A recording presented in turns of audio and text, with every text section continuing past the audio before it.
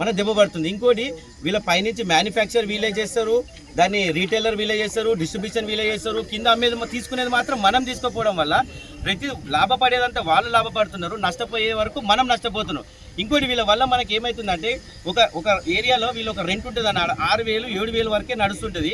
ఎప్పుడైతే వీళ్ళు ఎంటర్ అవ్వగానే అక్కడ రెంట్లన్నీ 15,000 పెరిగిపోయి అడ్వాన్స్లు కూడా 2 లక్షలు 3 లక్షలు ఓనర్లకు ఇచ్చి, ఎందుకంటే వాళ్ళకి అక్కడ షాప్ అది వాళ్ళకి కావాలన్న ఉద్దేశంతో పైసలు ఎక్కువ పెడితే వస్తుంది అన్నప్పుడు ఈ పక్కన ఉన్న చుట్టుపక్కల ఉన్న షాపులకు నష్టం జరుగుతుంది. ఏ విధంగా అంటే ఈ పక్కన ఉన్న షాపులకు ఓనర్లు ఏం చెప్తారంటే అక్కడ పక్క షాప్ 15,000 ఇస్తూ నువ్వు ఇస్తే ఉండు, లేకపోతే ఖాళీ చేయని మా మీద ఎఫెక్ట్ పడుతుంది. మాకు బిజినెస్ తక్కువ అవ్వడం ఒకటి. ఎందుకంటే వీళ్ళు ఇచ్చే ప్రైజు మేమిచ్చే ప్రైస్ ఎందుకు తేడా వస్తుంది అంటే వాళ్ళు అమ్మే వస్తువులన్నీ నాణ్యత లేని వస్తువు అన్న. ఒక ఇంటి వస్తువులనే ఒక హార్డ్వేర్ షాప్ కానీ ఎలక్ట్రికల్ షాప్లో వాళ్ళు ఏం చేస్తారంటే అన్న మనకి ఇంటికి వాడే ప్రతి వస్తువు దాని లైఫ్ వచ్చి 10 సంవత్సరాల నుంచి 15 సంవత్సరాలు ఉండే అన్న. వీళ్ళు ఏం చేస్తారు తెలుసా అన్న, డూప్లికేట్ అమ్మే లోపల 2-3 సంవత్సరాలకే అది పరిమితం అయితే మనకి ఏమనుకుంటామంటే 2-3 సంవత్సరాలు ఖరాబ్ అవ్వగానే మనకు తెలియక దీని లైఫ్ ఇంతుందని తెలియక మనం ఏం చేస్తున్నామంటే వాళ్ళ దగ్గర రిటర్న్ ఇవ్వనికపోము, మళ్ళీ ఇంకోటి కొనుక్కుంటున్నాం. మళ్ళీ వీళ్ళు ఒకటి బిల్ అని నష్టపోతున్నాము. ఎలా అంటే ఇప్పుడు వాళ్ళు చేస్తున్నారంటే డిస్ట్రిబ్యూటర్ కన్నా తక్కువ ప్రైస్లో ఐటమ్ వాళ్ళకి ఎలా దొరుకుతుంది, వాళ్ళు ఒకటి బిల్ మెయింటైన్ చేయరు. ఇంకోటి ఏంటంటే నాణ్యత ఉండదన్న, వాళ్ళ నాణ్యత లేని వస్తువులు డూప్లికేట్ ప్యాకింగ్ ఉంటుంది, కంపెనీ బ్రాండ్ ఉంటుంది. దానివల్ల ఏమవుతుందంటే ఇది ప్రజలు మళ్ళీ వాళ్ళు తీసుకోవడం వల్ల వాళ్ళకి ఆరోగ్యం ఖరాబ్ అవుతుంది. ఇంకోటి ఏంటంటే డబ్బు వీళ్ళకి ఎక్కువ అదనంగా లాభం వస్తుంది. ఒక డిస్ట్రిబ్యూటర్కి వచ్చే ప్రైస్ కన్నా ఒక ప్రోడక్ట్ వాళ్ళకి తక్కువ ఎలా వస్తుంది? ఎందుకు అంటే అది కాపీ ఐటమో లేకపోతే డూప్లికేట్ ఐటమ్ ఉండడం వల్ల మనకు తెలియక మనం ఆ బ్రాండ్ నేమ్ చూసి తీసుకోవడం వల్ల మన దెబ్బ పడుతుంది. ఇంకోటి వీళ్ళ పైనుంచి మ్యానుఫ్యాక్చర్ వీలే చేస్తారు, దాన్ని రీటైలర్ వీలే చేస్తారు, డిస్ట్రిబ్యూషన్ వీలే చేస్తారు, కింద అమ్మేది తీసుకునేది మాత్రం మనం తీసుకోపోవడం వల్ల ప్రతి లాభపడేదంతా వాళ్ళు లాభపడుతున్నారు, నష్టపోయే వరకు మనం నష్టపోతున్నాం. ఇంకోటి వీళ్ళ వల్ల మనకి ఏమవుతుందంటే ఒక ఏరియాలో వీళ్ళు ఒక రెంట్ ఉంటుంది అన్న 6,000 7,000 వరకే నడుస్తుంటుంది. ఎప్పుడైతే వీళ్ళు ఎంటర్ అవ్వగానే అక్కడ రెంట్లన్నీ 15,000 పెరిగిపోయి అడ్వాన్స్లు కూడా 2 లక్షలు 3 లక్షలు ఓనర్లకు ఇచ్చి, ఎందుకంటే వాళ్ళకి అక్కడ షాప్ అది వాళ్ళకి కావాలన్న ఉద్దేశంతో పైసలు ఎక్కువ పెడితే వస్తుంది అన్నప్పుడు ఈ పక్కన ఉన్న చుట్టుపక్కల ఉన్న షాపులకు నష్టం జరుగుతుంది. ఏ విధంగా అంటే ఈ పక్కన ఉన్న షాపులకు ఓనర్లు ఏం చెప్తారంటే అక్కడ పక్క షాప్ 15,000 ఇస్తూ నువ్వు ఇస్తే ఉండు, లేకపోతే ఖాళీ చేయని మా మీద ఎఫెక్ట్ పడుతుంది. మాకు బిజినెస్ తక్కువ అవ్వడం ఒకటి. ఎందుకంటే వీళ్ళు ఇచ్చే ప్రైస్ మేమిచ్చే ప్రైస్ ఎందుకు తేడా వస్తుందంటే వాళ్ళు అమ్మే వస్తువులన్నీ నాణ్యత లేని వస్తువులు. ఒక ఇంటి వస్తువులు ఒక హార్డ్వేర్ షాప్ కానీ ఎలక్ట్రికల్ షాప్లో వాళ్ళు ఏం చేస్తారంటే అన్న మనకి ఇంటికి వాడే ప్రతి వస్తువు దాని లైఫ్ వచ్చి 10 సంవత్సరాల నుంచి 15 సంవత్సరాలు ఉండే అన్న. వీళ్ళు ఏం చేస్తారు తెలుసా, డూప్లికేట్ అమ్మే లోపల 2-3 సంవత్సరాలకే అది పరిమితం అయితే మనకి ఏమనుకుంటామంటే 2-3 సంవత్సరాలు ఖరాబ్ అవ్వగానే మనకు తెలియక దీని లైఫ్ ఇంతుందని తెలియక మనం ఏం చేస్తున్నామంటే వాళ్ళ దగ్గర రిటర్న్ ఇవ్వనికపోము, మళ్ళీ ఇంకోటి కొనుక్కుంటున్నాం. మళ్ళీ వీళ్ళు ఒకటి బిల్లు మెయింటైన్ చేయరన్న, జీఎస్టీ కూడా కట్టరు. వీళ్ళ వల్ల గవర్నమెంట్కి కూడా నాకు తెలిసి ఏ రకంగా అన్న మాకున్న చిన్న చిన్న షాప్లకు కూడా trade licence, labour licence, trade licence, labour licence అన్ని రకాల లైసెన్స్ మా దగ్గర ఉన్నాయన్న. కానీ వాళ్ళ దగ్గర ఏమి లేదు. ఇంకోటి అన్న ఒక మార్వాడి హోల్సేలర్ దగ్గర మేము పోతే ఆయన ఏమంటాడంటే ఎక్కువ అమౌంట్ ఉంటే cash, no online, no internet banking, మాకు క్యాష్ కావాలంటారు. ఎందుకు అది 5,000 10,000 ఉంటే మాత్రం ఆన్లైన్లో కొట్టమంటారు. ఎందుకు అంటే వాళ్ళు జీఎస్టీ కట్టరు, లేబర్ లైసెన్స్ తీసుకోరు, ఏ లైసెన్స్ తీసుకోరు, దానికి జీరో చూపించుకోవడానికి వాళ్ళు చేశారన్న. దీనివల్ల మేము తెలంగాణలో ఉన్న వాళ్ళు కానీ వేరే వ్యక్తులు కానీ దీనివల్ల నష్టపోతున్నాం. ఏ రకంగా బిజినెస్ పరంగా దీని ఆరోగ్యరీత్యంగా కూడా. ఎందుకంటే వీళ్ళు నాణ్యత లేని వస్తువులు అమ్మి డబ్బు బాగా సంపాదిస్తున్నారన్న. ఎందుకు ఇప్పుడు అదే బిజినెస్ మా వాళ్ళు చేస్తున్నారు కదా, మా వాళ్ళు అంతా ఎందుకు సంపాదిస్తలేరు? ఎందుకంటే దాంట్లో ఉన్న లూప్స్ అన్ని వీళ్ళు కనుక్కొని దాన్ని ఎలా చేయాలో చేస్తున్నారు. ఇంకోటి ఒక హోల్సేలర్ కూడా అన్న మేము పోతే మనకిచ్చే రైట్ మేము కూడా క్యాష్ ఇస్తాం, వాడు కూడా క్యాష్ ఇస్తాడు. మాకిచ్చే రేట్ వేరే ఉంటుంది, వాడికి ఇచ్చే రేట్ వేరే ఉంటుంది. ఎందుకు నువ్వు డిఫరెన్స్ అనేది వాళ్ళు స్టార్ట్ చేసారు, మేము స్టార్ట్ చేయలేదు. మేము ఎప్పుడు అందరం ఒకటే అనుకున్నాం, కానీ వాళ్ళు మాత్రము రేట్ల కాడికి వెళ్ళే డిఫరెన్స్ అనేది స్టార్ట్ చేసినారు. థ్యాంక్ యూ అన్న. ప్రతి రంగంలో కూడా మీడియా మిత్రులకు ఇక్కడికి వచ్చిన అందరికీ ప్రత్యేక ధన్యవాదాలు.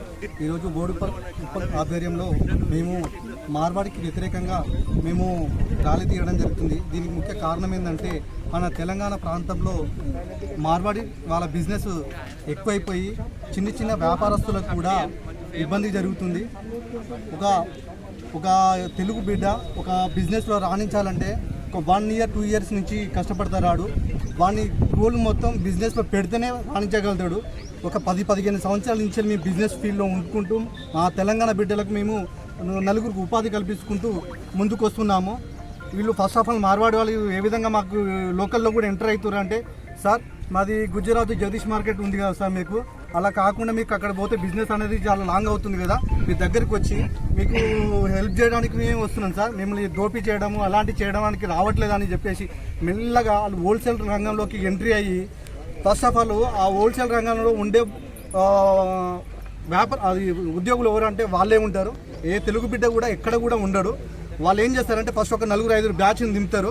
ఆ బ్యాచ్కి ఫస్ట్ ఆఫ్ ఆల్ వాళ్ళకు బేసిక్ ఓనమాలు చెప్తారు. ఏంటంటే ఇంగ్లీష్లో రాయడము, కూడికలు రావడం అలాంటివి వస్తే సరిపోతుంది. వాళ్ళ పెద్ద పెద్ద చదువులు అలాంటి అవసరం కూడా లేదు.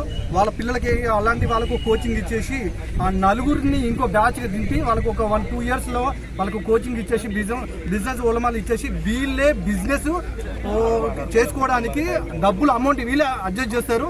దాంతోపాటు వాళ్ళ దగ్గర మన వడ్డీ కలెక్ట్ చేస్తారా, ఏ రకంగా చేస్తారా, ఎందుకంటే పైనుంచి కింది దాకా వీళ్ళే హోల్సేల్లో ఉంటారు కదా, వీళ్ళే వస్తువు తయారు చేస్తారు. ఆ ప్రోడక్ట్ ఎలా అది మంచిదన్నా కానీ చెడదన్నా కానీ ఏ రకమైన ప్రోడక్ట్ అయినా పర్వాలేదు, కానీ వాడు ఏం చెప్తాడంటే పైన ఉన్న మార్వాడు ఏం చెప్తాడు, నేను సంస్థను ఉత్పత్తి చేస్తున్నాను, ఈ వస్తువును మీరు సేల్ చేసే బాధ్యత మీది అని వాళ్ళకి అంటగట్టి వాళ్ళు ఏం చేస్తారంటే ఈ ప్రోడక్ట్ అయితే బాగుంటుంది అని చెప్పేసి మా దగ్గరికి వస్తే మా దగ్గరికి అంటగట్టి ఆ నాసిరకమైన వస్తువులు ఒక 1 year 6 months 1 year మేము ఒక ఫర్ ఎగ్జాంపుల్ మాది మొబైల్ షాప్ బిజినెస్ మాది.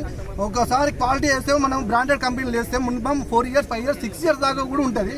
వీళ్ళు ఇచ్చేది ఓవర్ మేము కస్టమర్కి ఫిట్టింగ్ చేస్తే మినిమం ½ an hour 1 hourలో పోయే సందర్భంలో ఉంటాయి. వాడిని అడిగితే ఇలాంటి నాసిరకమైన వస్తువులు ఇస్తే మేము పీపుల్స్కి ఏం సమాధానం చెప్పాలి? వాళ్ళు మా మీద ఎలాంటి అయినా గలీజ్ మాటలు మాట్లాడుతున్నారు, తిరుగుబడుతున్నారు. మీరు నాణ్యత ఇవ్వండి, మీ నాణ్యతని తీసుకొని మేము ప్రజలకు చేరవేస్తామని చెప్పాము. అయినా కానీ వాళ్ళ దందా అంటే ఎలా అంటే గలీజ్ దందనే, 100% గలీజ్దనే. నాకు తెలిసి మార్వాడే చైనా.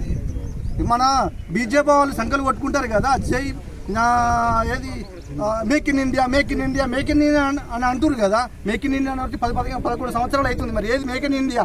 మన ఇండియా వస్తువులు మనం ఎందుకు ఉత్పత్తి చేసుకోలేకపోతున్నాం? మన మార్కెట్లోకి ఎందుకు తీసుకురాలేకపోతున్నాం? అది కూడా వాళ్ళు ఆలోచించాలి. ఏమనంటే కులాలకు మాకు అంటే కడతారు. ఏ కులం? ప్రతి కులం ఉంది ఇందులో. మాకు కులాలతో పని లేదు, మాకు కులంతో అవసరం కూడా లేదు. మొన్న ఇప్పుడు మొన్న ఎస్సీ బిడ్డ మీద దాడి జరిగింది. ఆ దాడి జరగటిన సంఘటన ఒక్కటే వీళ్ళ మైండ్లో తిరుగుతుంది. మమ్మల్ని వ్యతిరేకించే మా వ్యాపారస్తులను వ్యతిరేకించే రాజకీయ నాయకులకు ఒకటే చెప్తున్నా, మేము అన్ని రాజకీయ పార్టీలో నుంచి కార్యకర్తలు ఉన్నాము, లీడర్లు ఉన్నాము, అందరూ ఉన్నాము. చేస్తే మాకు సపోర్ట్ చేయండి, కానీ మా తెలంగాణ బిడ్డలని ఆత్మాభిమానాన్ని చంపకండి. అన్ని కులవృత్తులు ఉన్నాయి. బండి సంజయ్ గారు కూడా మాట్లాడుతున్నారు, కులవృత్తుల గురించి మాట్లాడాలంటే ఫస్ట్ ఫీల్డ్లోకి రాండి సార్. మీరు తెలంగాణ బిడ్డల గురించి ఆలోచించే ఫీల్డ్లోకి వచ్చి ప్రతి షాప్ తిరగండి. మార్వాడి వల్ల మీ జీవితం ఏదో దగా పడిపోతుంది, మీ స్థితిగతులు ఏంది, మీ ఆర్థిక స్థితిగతులు ఏంది అడగండి. మీరు అధికారి కాకుండా ఒక వర్గాన్ని మీకు సపోర్ట్ చేయకుండా ఆ వర్గాన్ని మీరు ఎందుకు వేసుకొస్తారు? చెప్పండి, మీ స్టాండ్ ఇదే చెప్పండి. నేను మా మార్వాడి వ్యవస్థకు అనుకూలంగా సపోర్ట్ చేసే అన్ని పార్టీలకు మేము మా యూనియన్ నుంచి హెచ్చరిస్తున్నాం. మా స్టాండ్ బై ఇదని చెప్పండి. మీరు ఏమని? మేము మార్వాడులకే మద్దతు ఇస్తాము, మార్వాడి ఓట్లతోనే మేము గెలుస్తాము. మీరు అవసరం ఒక విధానం ఇవ్వండి. మేము ఒక మొబైల్ యూనియన్ తరపు నుంచి మాట్లాడుతున్నాం. మా డిస్ప్లేలు ఒక కస్టమర్ వచ్చి వేయించుకుంటే ఒక డిస్ప్లే ఒక రోజు కూడా పనిచేసలేదు. అది పని చేయకపోతే అది మేము మళ్ళీ అడిగినామనుకో ఆ వ్యక్తిని, ఇది నో వారంటీ నో గ్యారంటీ అంటుండు. దానికి ఒక బిల్లు ఉండదు, దానికి ఒక రిసిప్ట్ ఉండదు, ఒక GST ఉండదు, ఏముండదు. మళ్ళీ మమ్మల్ని క్యాష్ అండ్ క్యారీ అంటుండు. ఇది చాలా తప్పన్న. ఇంకొకటి, ఈ మారడోళ్ళు అంతా కలిసి ఇప్పుడు మన ఇక్కడ కాలనీలా కిరాణా షాపులు ఎవరి ఉండే అన్న, చిన్న వ్యాపారాలు ఎవరి ఉండే అన్న, ఇప్పుడు ఏ గల్లీ కన్నా వెళ్ళండి, ఏ ఏరియా కన్నా వెళ్ళండి, అంతా మారడోళ్ళే, అంతా కల్తీ అన్న. అంతా కల్తీ వస్తువులతోనే టోటల్ మొత్తం మార్కెట్ ని మొత్తం ఖరాబ్ చేస్తున్నారు. ఇంకొకటి, ఉద్యోగాలు. ఇప్పుడు ఒక మారడో షాప్ తీసుకుందాం, మన తెలంగాణ ప్రజలకి ఏం న్యాయం జరుగుతుంది? ఆ మారడో షాప్ లో పోతే అంతా మారడోళ్ళే ఉంటారు. మన తెలంగాణలో ఏడున్నారు, వారి వల్ల ఏం బాగుపడుతుంది మన తెలంగాణ? చెప్పండి. ఇది కరెక్ట్ కాదన్నా. మారడు అనే చీప్ వస్తువులు తయారు కాకుండా ప్రభుత్వం కూడా కేర్ తీసుకోవాలి. ఇది కరెక్ట్ గానే కాదు.